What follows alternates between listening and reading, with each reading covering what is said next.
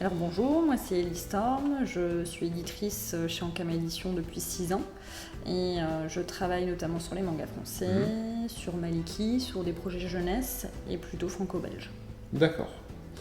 Alors pour continuer, ce que je te propose, c'est de revenir un petit peu sur Ankama Édition par des grosses dates clés, Ouais, sur 5 grosses dates que j'ai retrouvées. Pour commencer, 2005, le lancement du manga Dofus. ouais, tout à fait. À la base, Ankama Édition était plutôt pour porter un peu l'univers de Dofus sur de la BD.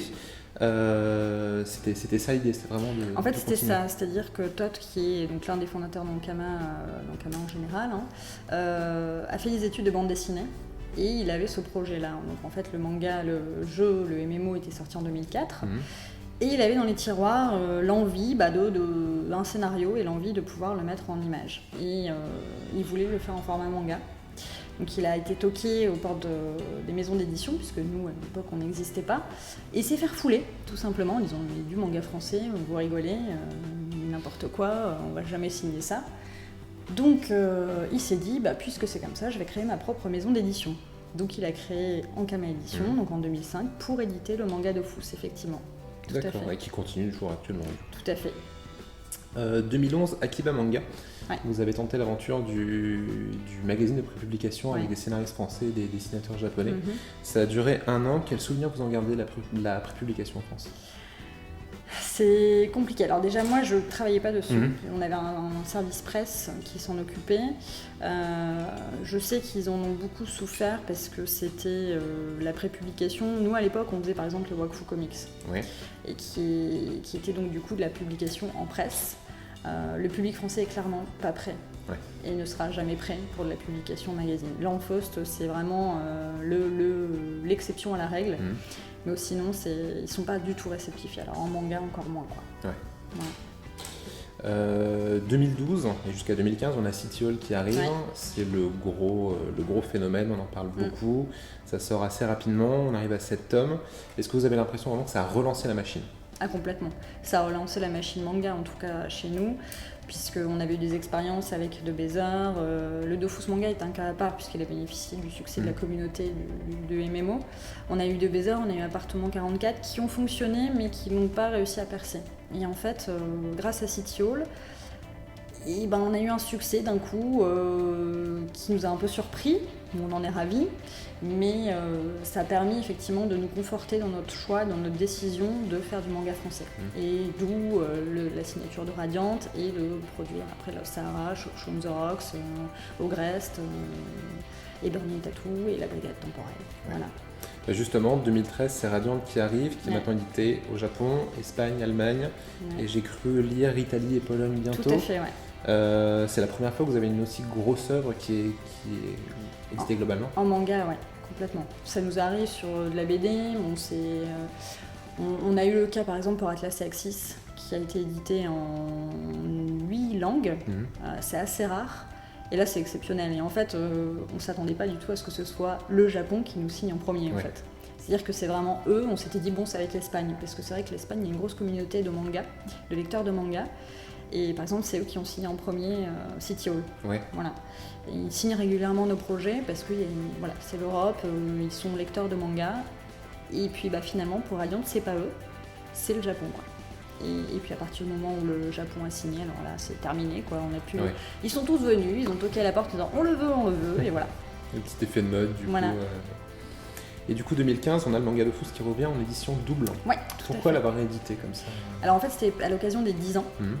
C'était pour fêter les 10 ans et aussi pour faire bénéficier ceux qui ne connaissaient pas la série de la redécouvrir. Moi personnellement, quand je vois une série déjà qui a 20 tomes, Ça j'ai fait pas peur. trop envie de m'engager. Donc c'était aussi l'idée de pouvoir le faire découvrir à des personnes qui ne connaissaient pas en édition double, donc moins cher, avec des pages redessinées. Notamment dans le tome 1, il y a le tome 1, donc volume double, qui regroupe le tome 1 et 2 de la version classique. Le tome 1 est complètement redessiné, puisqu'il y a quand même une sacrée évolution graphique dans le style d'Ancestral Z. Et en fait, c'était un pari aussi. On ne savait pas si ça allait fonctionner ou pas, et ça fonctionne, donc on continue. Et ça a permis aussi de refaire des nouvelles jaquettes plus modernes, et le pari a fonctionné. Donc le public est au rendez-vous sur la Ouais. réédition comme ça. Ouais, tout à fait. D'accord. Et bon, du coup, voilà. 2017, est-ce que ça va être une grosse année pour vous? Est-ce qu'il y aura des grosses choses à arriver? Alors 2017, on a une grosse nouveauté manga qui va sortir en juin qui s'appelle Double Me, qui est donc un seinen dessiné par Otosan et scénarisé par David Borio, qui sera une trilogie aussi, et qui est plus orienté avec un style vraiment japonais. On s'est rendu compte que voilà, il y avait des projets comme Radiant ou City Hall qui avaient plus une empreinte japonaise qui fonctionnait. Et donc on s'est dit pourquoi pas retenter l'aventure comme ça, et en plus le dessin d'Otosan s'y prêtait. Donc ça c'est notre grosse nouveauté. On fait un beau prix de lancement à 5 € pour le tome 1. On fait des livres de prépublication comme d'habitude, une présence à Japan Expo. Et j'ai beaucoup d'espoir en cette série. D'ailleurs ça sort en mai. Pardon, pas en juin, en mai. Et du coup, les suites de licences alors, aussi. Burning Tattoo fin juin, le tome 3, probablement un coffret qui va rassembler les 3 tomes. Brigade Temporelle en fin d'année, le tome 2. Donc un tome 3 en 2018, ce sera le dernier aussi. Et donc Shoujo on the Rocks et Los Sara qui continuent leur petit bonhomme de chemin. D'accord. Voilà. Et bien évidemment, Radiante, le tome 7 et le tome 8. Avec probablement encore un coffret cette année. Et City Hall, on a toujours en projet de faire des spin-offs avec Rémi et Guillaume. D'accord. Pour l'instant, ils sont pas mal occupés, mais on a toujours dans l'espoir de les faire. D'accord. Justement, tu nous parlais de séries en 3 tomes. On voit énormément aujourd'hui de nouvelles licences arriver en manga français, mais toujours par 3 tomes. Est-ce que c'est un passage obligatoire? Est-ce qu'il faut forcément passer par ces 3 tomes-là, ou c'est compliqué d'avoir plus En fait, je préconise aux auteurs de faire une série courte d'abord. Alors bien évidemment pas un one-shot, parce que sinon l'intérêt du manga, ça sert à rien. Mais 3, 4, 5 tomes, en général on tourne plus autour de 3. Si ça fonctionne, c'est le cas pour City Hall et Radiante. Au départ on était parti sur un format de 3 tomes, ça a fonctionné, on a continué. C'est tout simplement parce que c'est un risque, le manga français. Économiquement, pour l'éditeur, c'est aussi dur pour un auteur, donc on n'a pas envie de l'engager sur une série trop longue. Si au bout du premier tome déjà il est complètement essoufflé, il est à bout de force, ça sert à rien. Et c'est aussi une façon de rassurer aussi le public, de se dire allez-y, vous allez vous engager pas trop, vous n'allez pas engager trop de frais, et vous allez aussi avoir une histoire complète en 3 tomes. Donc, c'est-à-dire en 1 an et demi, 2 ans, vous allez avoir une série complète qui va vous satisfaire, avec une vraie fin, et voilà. Et qu'est-ce qui détermine le fait que ça continue? C'est uniquement si ça fonctionne auprès du public C'est vraiment si ça fonctionne auprès du public, donc si la rentabilité du projet est là, si ça a plu aussi. Parce que parfois ça ne peut pas plaire, et on prend en compte aussi ce que la presse peut dire ou les lecteurs. Donc c'est vraiment, c'est un mélange de tout ça, l'aspect financier et l'aspect l'aspect réception du public. D'accord. Comment est-ce que vous avez ressenti, vous, chez Ankama, l'évolution du public par rapport au manga français ces dernières années? Alors, une belle évolution. Parce que c'est vrai que il y a encore, moi quand je suis arrivée, avant City Hall, il y avait encore le cliché bien présent de dire ce n'est pas japonais, c'est mauvais, sans avoir lu une seule phrase du manga ou avoir ouvert le manga. Et effectivement, il y a ce cliché a tendance à disparaître, même s'il est toujours présent. Et en fait, le public, les libraires, la presse, Japan Expo, l'année dernière, on l'a vu, elle jouait le jeu. Il y a tout ça. C'est pas uniquement la production ou les bouquins qui sortent. Il y a tout en fait. C'est vraiment un phénomène. Et notamment chez les lecteurs, en fait, c'est eux qui en parlent énormément. Ils en parlent bien. Ils participent vraiment à notre promotion. En fait, c'est vraiment du bouche à oreille. Et merci à eux, et merci à vous, notamment grâce à des initiatives comme la vôtre, on sent que ce qu'on fait et nos choix, notre stratégie et notre prise de risque, elle n'est pas là pour rien en fait, et que ça vous plaît. Donc on a envie de continuer. Tant mieux, on a envie de continuer aussi à suivre ça. Du coup, est-ce qu'il y a beaucoup de demandes d'auteurs qui cherchent à se faire éditer, qui arrivent chez vous suite à ce regain d'intérêt du public? Oui, il y a énormément, il y a de plus en plus de projets qu'on reçoit, hein, que ce soit sur les salons, par mail ou par courrier. Moi, ce que je vois en fait, ce que j'analyse, c'est qu'il y a beaucoup de jeunes en fait, ou même très jeunes. Et il y a ceux qui viennent déjà du format franco-belge, qui ont déjà un pied dans le milieu depuis à peu près 10 ans en fait, mais qui ont été versés par le Club Dorothée, Akira, tout ça, et qui ont envie de changer de format, qui ont envie de pouvoir prendre du temps, de développer leur univers, des personnages. Et on va dire qu'il y a une nette amélioration au niveau du jeune public. S'il y a vraiment des progrès, c'est assez impressionnant.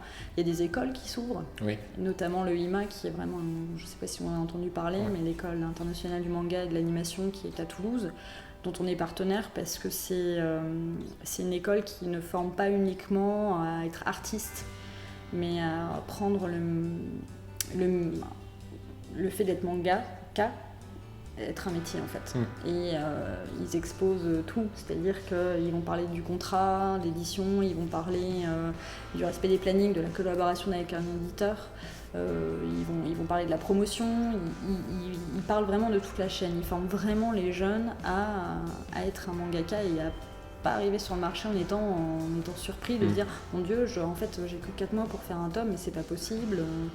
En fait voilà, il y a vraiment, tout ça participe à ce que la French Touch en manga puisse perdurer. Donc c'est vraiment chouette. D'accord. Et alors du coup, toi, dans tout ce que tu reçois, est-ce qu'il y a un défaut qui ressort particulièrement? Parce que nous, on a beaucoup de personnes aussi qui nous suivent, qui cherchent à se faire éditer, à progresser. C'est quoi le gros défaut en général qui est rédhibitoire, qui arrive dans ce qu'on vous propose? Le gros défaut, je dirais, de vouloir trop copier-coller. En fait, ce qui a déjà été fait, notamment au Japon. Alors, on a beau être fan de Mashima, de Murata, d'Oda, il faut s'approprier les codes du manga et les digérer et en faire quelque chose de ce qu'on aime en fait. C'est des influences, il faut que ça reste des influences. Et c'est pas la peine de faire du copier-coller en fait. Nous, on recherche pas ça. La preuve, c'est que Burning Tattoo ne ressemble pas à ce qui a été édité au Japon. Saïd a son style à lui. Voilà, chacun a sa propre personnalité, c'est ça qui m'intéresse. Et après, au niveau de l'histoire aussi. L'histoire, c'est souvent du shonen classique. Il n'y a pas vraiment d'originalité. Alors, on en parlait tout à l'heure, mais par exemple, vous prenez Burning Tattoo, le schéma est ultra classique. C'est du shonen pur et dur. Mais ce qui est ultra intéressant dans Burning Tattoo, c'est l'univers du tatouage, l'univers de corail, son humour aussi, sa façon de raconter. Il y a tout ça qui fait que Burning Tattoo est original et ne ressemble pas à un autre manga. Donc c'est vraiment... C'est bien de passer par l'étape du copier-coller, il faut s'entraîner. C'est dur d'être mangaka, il faut pratiquer, il faut dessiner 10-12 heures par jour. C'est les week-ends, on ne les connaît pas, les vacances, on ne les connaît pas. Mais il faut pouvoir se les approprier. C'est surtout ça qui est important en fait. D'accord. Alors là où d'autres maisons d'édition font plutôt de l'acquisition de licences, vous êtes vraiment sur énormément de création pure. C'est quoi la différence du coup? Qu'est-ce que ça change au quotidien pour vous? Alors la différence entre la création et l'achat de licence, c'est l'implication dans le projet en fait. C'est-à-dire qu'on a fait nous de l'achat de licence. J'arrivais à en gérer 4 par mois. C'est-à-dire qu'on avait acheté tel titre, on faisait partie en traduction, on maquettait, on faisait ce qui était en commun, on va dire que c'est toute la partie promotionnelle en fait, marketing, voilà. La partie créa, c'est comme gérer une BD classique ou un comics classique, c'est accompagner l'auteur dès le début, donc sur le scénario, faire des retours, sur les storyboards, sur les planches ancrées, sur tout en fait. C'est vraiment, au contraire d'une création japonaise où je pense, à partir du moment où on a signé le deal avec le japonais, ça peut aller très vite, ça peut prendre 4-5 mois. Nous, c'est à peu près 1 an et demi. Voilà, c'est à peu près le même rythme qu'une BD. Après, une fois que le premier tome est fait, ça va plus vite. puisque forcément l'auteur est dans son univers, il a eu le temps de prendre ses bases, déjà ses habitudes. Mais après ça prend à peu près 7 à 8 mois. Voilà. D'accord. Mais effectivement c'est plus de travail qu'une licence, et je ne dénigre absolument pas, mais c'est une autre organisation. Et d'ailleurs, du coup, vous avez arrêté l'achat de licences étrangères sur le manga pour du coup faire que du manga français. C'est parce que ça marchait pas? C'est un choix vraiment de vouloir... Alors, il y avait ces deux raisons-là. Ça fonctionnait pas, même si on a eu quand même de beaux succès avec Black Joke et Soil aussi, de Tasuchi Kaneko. Mais c'était surtout parce qu'en fait, on s'est dit, mais en fait, il y a tellement d'autres éditeurs qui le font, pourquoi continuer? On a déjà fait le Dofus Manga, on a fait le Baiser. En fait, c'est ça dont on a envie, en fait. C'est pouvoir faire de la créa en manga japonais. Il y avait de plus en plus d'envie d'auteurs de passer sur ce format-là, et on s'est dit, on y va, on prend le risque, on y va. On parlait tout à l'heure du fait que vous étiez lancé pour le manga Dofus et pour les productions liées à Dofus. Alors, on a eu plein de choses qui sont sorties, on a eu Dofus Arena, on a eu les Dofus Monsters en one shot, on a actuellement Ogrest qui est en cours. Est-ce que c'est plus facile de faire, vu votre communauté, un manga lié à l'univers du Cosmos que de faire une nouvelle licence à côté? C'est plus compliqué. En fait, c'est plus compliqué parce que justement, il y a toute la mécanique transmédia qu'on doit prendre en compte en fait. C'est-à-dire qu'on doit respecter les univers, et donc ça veut dire se coordonner avec tous les services qui sont chez Ankama. Donc il faut que, par exemple, sur le manga Ogrest, il faut qu'on fasse gaffe à est-ce que toi tu vas parler, comment tu as parlé toi d'Otomai ou d'Ogrest dans le jeu, comment tu vas en parler dans ta prochaine série d'animation. Donc en fait, en amont, c'est plus compliqué. C'est vraiment plus compliqué parce qu'il y a des contraintes en fait vraiment pour le scénariste, et par contre après au niveau effectivement de la communauté, on a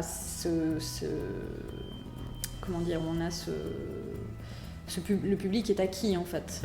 Même si par exemple sur le manga Dofus, contrairement à ce qu'on pourrait penser, il y a plus de lecteurs qui ne sont pas joueurs que l'inverse en fait.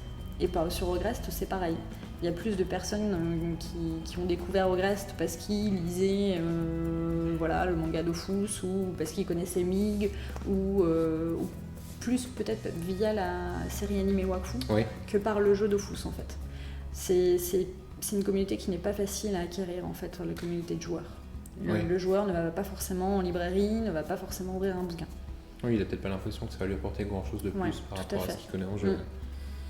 Au niveau du contact que toi tu peux avoir avec les auteurs, c'est quel type de contact qu'il y a vraiment? Est-ce que c'est purement le côté un peu éditeur, il faut produire le bouquin? Est-ce qu'il y a quelque chose en plus? La plupart du temps, il y a quelque chose en plus en fait. Ça devient des amis en fait. Pour la petite anecdote, si Saïd écoute, Saïd il m'appelle Mama en fait. D'accord.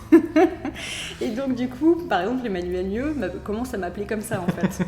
mais c'est vrai qu'il y a un lien, je suis là pour les rassurer, je suis là pour les accompagner quand ça va pas, ils me le disent, quand ils ont un coup de gueule, ils me le disent aussi clairement. Enfin, on est honnête, c'est une collaboration.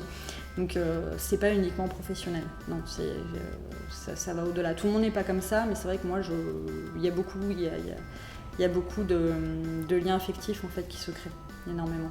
D'accord.